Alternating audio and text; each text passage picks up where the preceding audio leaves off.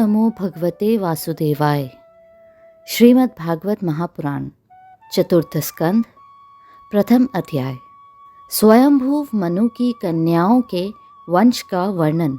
श्री मैत्रेय जी कहते हैं, विदुर जी, स्वयंभू मनु के महारानी शत्रुपा से प्रियव्रत और उत्तानपाद इन दो पुत्रों के सिवा 3 कन्याएं भी हुई थी।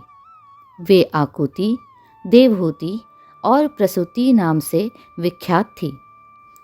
आकुति का यद्यपि उसके भाई थे तो भी महारानी शत्रुपा की अनुमति से उन्होंने रुचि प्रजापति के साथ पुत्री का धर्म के अनुसार विवाह किया। पुत्री का धर्म के अनुसार किए जाने वाले विवाह में यह शर्त होती है कि कन्या के जो पहला पुत्र होगा उसे कन्या के पिता ले लेंगे। प्रजापति रुचि भगवान के अनन्य चिंतन के कारण ब्रह्म तेज से संपन्न थे। उन्होंने आकुति के गर्भ से एक पुरुष और एक स्त्री का जोड़ा उत्पन्न किया। उनमें जो पुरुष था वह साक्षात यज्ञ स्वरूपधारी भगवान विष्णु थे, और जो स्त्री थी वह भगवान से कभी अलग न रहने वाली लक्ष्मी जी की अंश स्वरूपा दक्षिणा थी।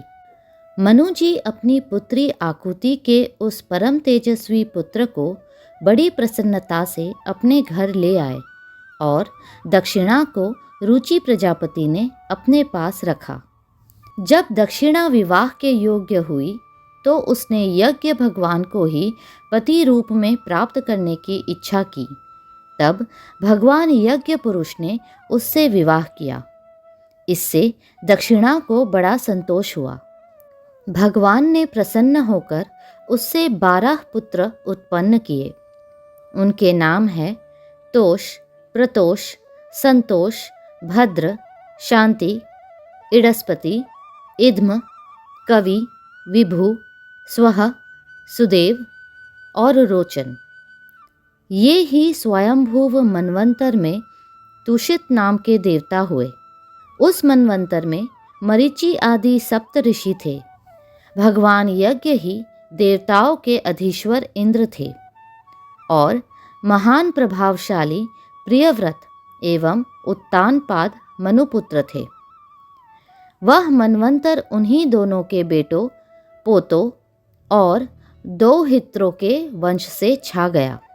प्यारे विदुर जी, मनु जी ने अपनी दूसरी कन्या देवहूति कर्दम जी को ब्याही थी। उसके संबंध की प्रायः सभी बातें तुम मुझसे सुन चुके हो। भगवान मनु ने अपनी तीसरी कन्या प्रसूति का विवाह ब्रह्मा जी के पुत्र दक्ष प्रजापति से किया था। उसकी विशाल वंश परंपरा तो सारी त्रिलोकी में फैली हुई है। मैं कर्दम जी की 9 कन्याओं का, जो 9 ब्रह्म ऋषियों से ब्याही गई थी, पहले ही वर्णन कर चुका हूँ। अब उनकी वंश परंपरा का वर्णन करता हूँ। सुनो। मरीचि ऋषि की पत्नी कर्दम जी की बेटी कला से कश्यप और पूर्णिमा नामक 2 पुत्र हुए, जिनके वंश से यह सारा जगत भरा हुआ है। शत्रुतापन विदुर जी, पूर्णिमा के विरज और विश्वग नाम के 2 पुत्र तथा देवकुल्या नाम की 1 कन्या हुई। यही दूसरे जन्म में श्री हरि के चरणों के धोवन से देव नदी गंगा के रूप में प्रकट हुई। अत्रि की पत्नी अनसुईया से दत्तात्रेय, दुर्वासा और चंद्रमा नाम के 3 परम यशस्वी पुत्र हुए। ये क्रमशः भगवान विष्णु, शंकर और ब्रह्मा के अंश से उत्पन्न हुए थे। विदुर जी ने पूछा, गुरुजी, कृपया यह बतलाइए कि जगत की उत्पत्ति, स्थिति और अंत करने वाले इन सर्वश्रेष्ठ देवों ने अत्रि मुनि के यहाँ क्या करने की इच्छा से अवतार लिया था? श्री मैत्रेय जी ने कहा, जब ब्रह्मा जी ने ब्रह्मज्ञानियों में श्रेष्ठ महर्षि अत्रि को सृष्टि रचने के लिए आज्ञा दी, तब वे अपनी सहधर्मिणी के सहित तप करने के लिए ऋक्ष नामक कुल पर्वत पर गए। वहाँ पलाश और अशोक के वृक्ष का एक विशाल वन था।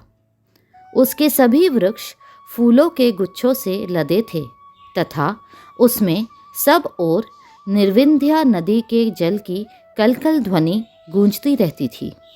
उस वन में वे मुनि श्रेष्ठ प्राणायाम के द्वारा चित्त को वश में करके 100 वर्ष तक केवल वायु पीकर सर्दी गर्मी आदि द्वंद्वों की कुछ भी परवाह न कर एक ही पैर से खड़े रहे। उस समय वे मन ही मन यही प्रार्थना करते थे कि जो कोई संपूर्ण जगत के ईश्वर है, मैं उनकी शरण में हूँ। वे मुझे अपने ही समान संतान प्रदान करे। तब यह देखकर कि प्राणायाम रूपी ईंधन से प्रज्वलित हुआ अत्रि मुनि का तेज उनके मस्तक से निकलकर तीनों लोकों को तपा रहा है, ब्रह्मा, विष्णु और महादेव तीनों जगतपति उनके आश्रम पर आए। उस समय अप्सरा, मुनि, गंधर्व, सिद्ध, विद्याधर और नाग उनका सुयश गा रहे थे। उन तीनों का एक ही साथ प्रादुर्भाव होने से अत्रि मुनि का अंतःकरण प्रकाशित हो उठा।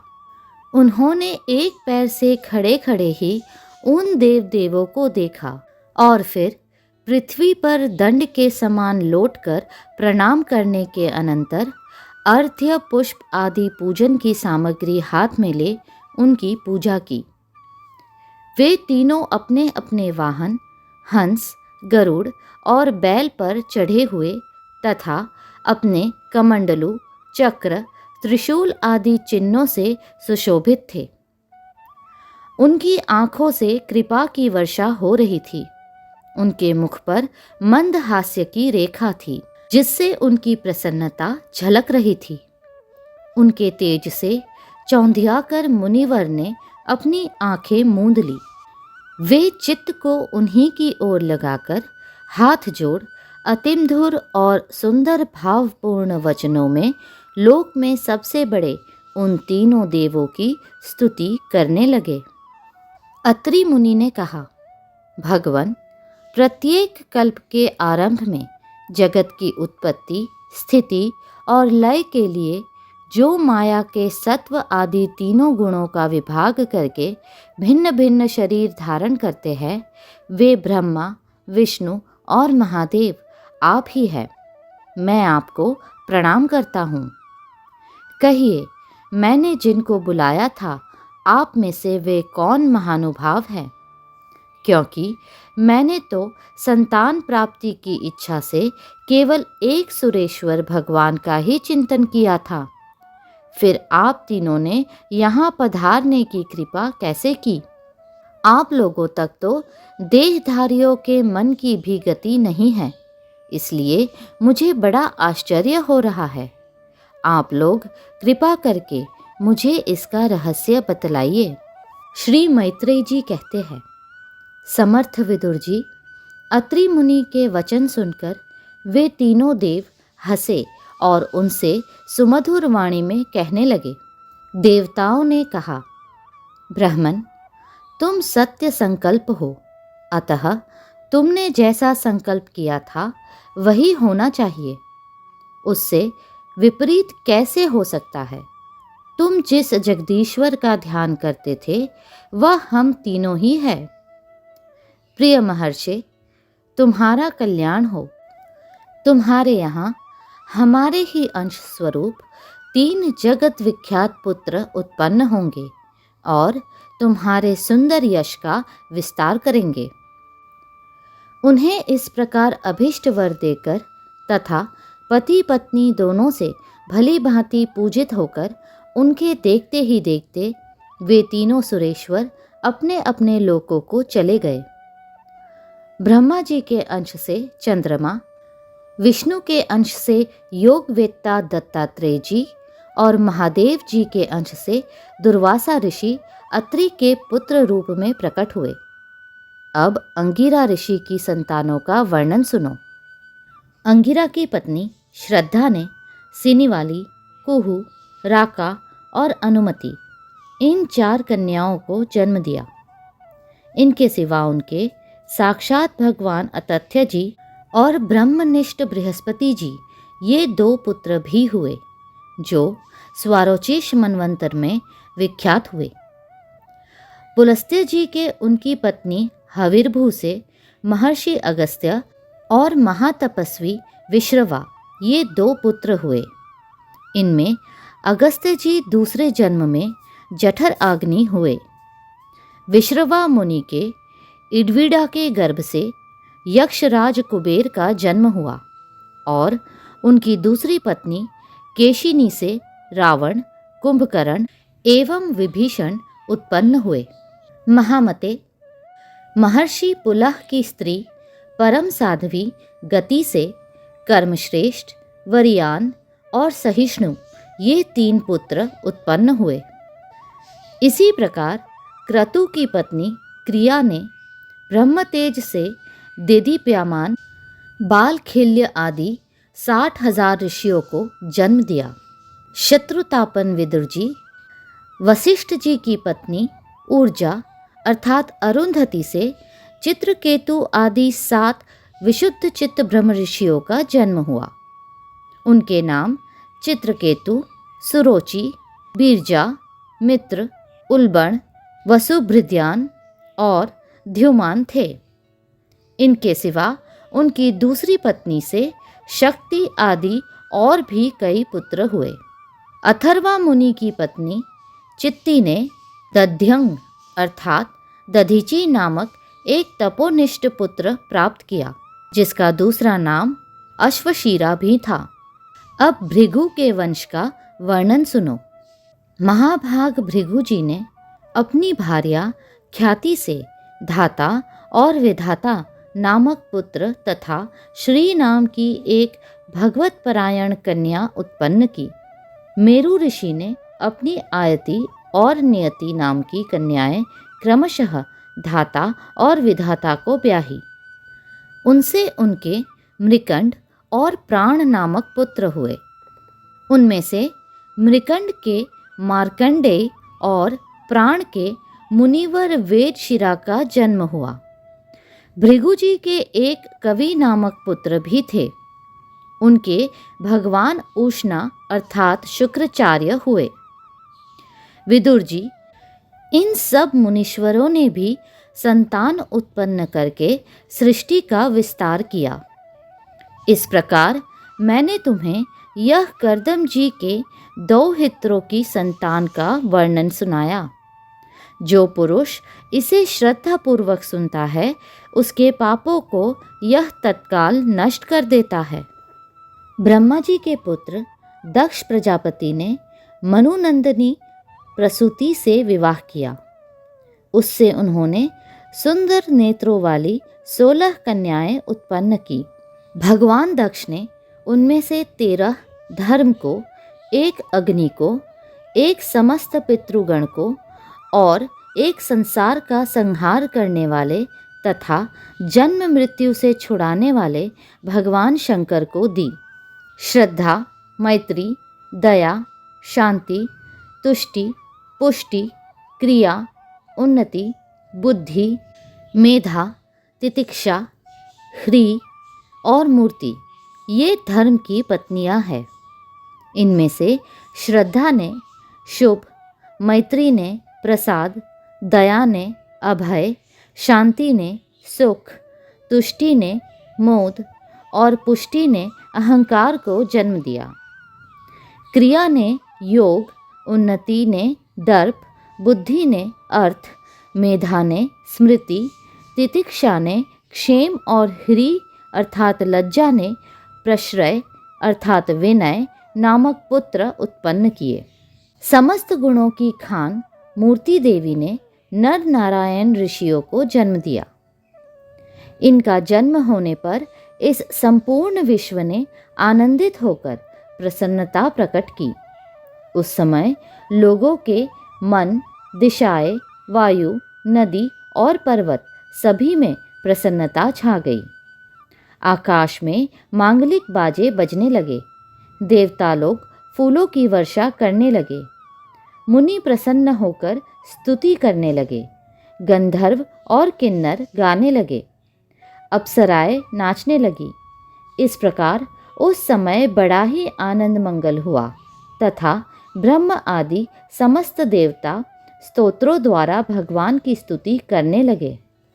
देवताओं ने कहा, जिस प्रकार आकाश में तरह तरह के रूपों की कल्पना कर ली जाती है, उसी प्रकार जिन्होंने अपनी माया के द्वारा अपने ही स्वरूप के अंदर इस संसार की रचना की है और अपने उस स्वरूप को प्रकाशित करने के लिए इस समय इस ऋषि विग्रह के साथ धर्म के घर में अपने आप को प्रकट किया है, उन परम पुरुष को हमारा नमस्कार है। जिनके तत्व का शास्त्र के आधार पर हम लोग केवल अनुमान ही करते हैं, प्रत्यक्ष नहीं कर पाते, उन्हीं भगवान ने देवताओं को संसार की मर्यादा में किसी प्रकार की गड़बड़ी न हो इसलिए सत्व गुण से उत्पन्न किया है। अब वे अपने करुणामय नेत्रों से, जो समस्त शोभा और सौंदर्य के निवास स्थान निर्मल दिव्य कमल को भी नीचा दिखाने वाले हैं, हमारी ओर निहारे। प्यारे विदुर जी, प्रभु का साक्षात दर्शन पाकर देवताओं ने उनकी इस प्रकार स्तुति और पूजा की। तदनंतर भगवान नर नारायण दोनों गंधमादन पर्वत पर चले गए। भगवान श्री हरि के अंशभूत वे नर नारायण ही इस समय पृथ्वी का भार उतारने के लिए यदुकुल भूषण श्री कृष्ण और उन्हीं के सरीखे श्याम वर्ण कुरुकुल तिलक अर्जुन के रूप में अवतीर्ण हुए हैं। अग्निदेव की पत्नी स्वाहा ने अग्नि के ही अभिमानी पावक, पवमान और रुचि ये 3 पुत्र उत्पन्न किए। ये तीनों ही हवन किए हुए पदार्थों का भक्षण करने वाले हैं। इन्हीं तीनों से 45 प्रकार के अग्नि और उत्पन्न हुए। ये ही अपने 3 पिता और 1 पितामह को साथ लेकर 49 अग्नि कहलाए। वेदज्ञ ब्राह्मण वैदिक यज्ञ कर्म में जिन 49 अग्नियों के नामों से आग्नेयी इष्टिया करते हैं, वे यही है: अग्निश्वात, बर्हिषत, सोमप और आज्यप ये पितर है। इनमें साग्निक भी है और निरग्निक भी। इन सब पितरों के पत्नी दक्ष कुमारी स्वधा है। इन पितरों से स्वधा की धारिणी और वायुना नाम की 2 कन्याएं हुई। वे दोनों ही ज्ञान विज्ञान में पारंगत और ब्रह्म ज्ञान का उपदेश करने वाली हुई। महादेव जी की पत्नी सती थी। वे सब प्रकार से अपने पतिदेव की सेवा में संलग्न रहने वाली थी, किंतु उनके अपने गुण और शील के अनुरूप कोई पुत्र नहीं हुआ, क्योंकि सती के पिता दक्ष ने बिना ही किसी अपराध के भगवान शिव जी के प्रतिकूल आचरण किया था। इसलिए सती ने युवावस्था में ही क्रोधवश योग के द्वारा स्वयं ही अपने शरीर का त्याग कर दिया था। अगला अध्याय शीघ्र ही साझा होगा। कृपया करके लाइक, सब्सक्राइब और शेयर करें।